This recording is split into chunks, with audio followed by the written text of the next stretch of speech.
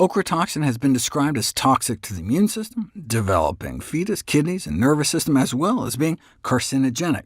But that's in animal studies. Ochratoxin causes kidney toxicity in certain animal species, but there's little documented evidence of adverse effects in humans. That's why it's only considered a possible human carcinogen.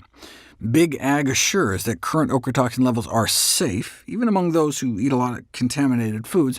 The worst-case scenario may be young children eating a lot of oat-based cereals, but even then, their lifetime cancer risk is considered negligible, with those arguing against regulatory standards suggesting you can eat more than 42 cups of oatmeal a day and not worry about it.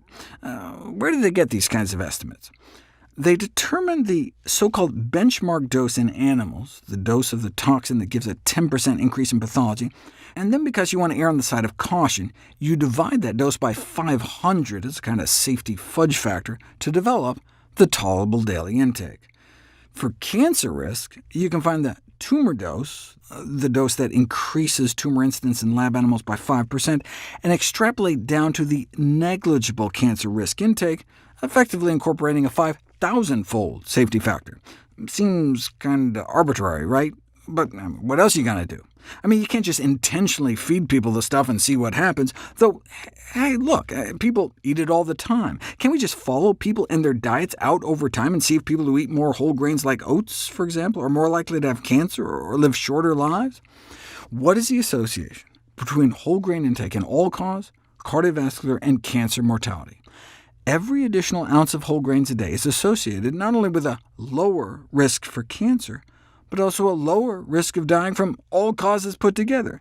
Here are all the big cancer studies. Every single one, if anything, trended towards lower cancer risk.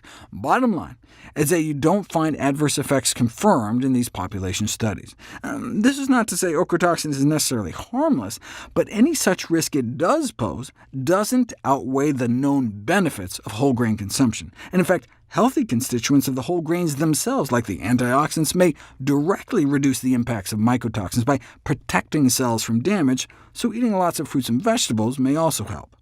Either way, a healthy diet can play a significant role in mitigating the risk. In summary, healthy foods like whole grains are good, but not as good as they could be because of ochratoxin, whereas less healthful foods like wine and pork are worse because of the mycotoxin. Ochratoxin was detected, for example, in 44% of tested pork.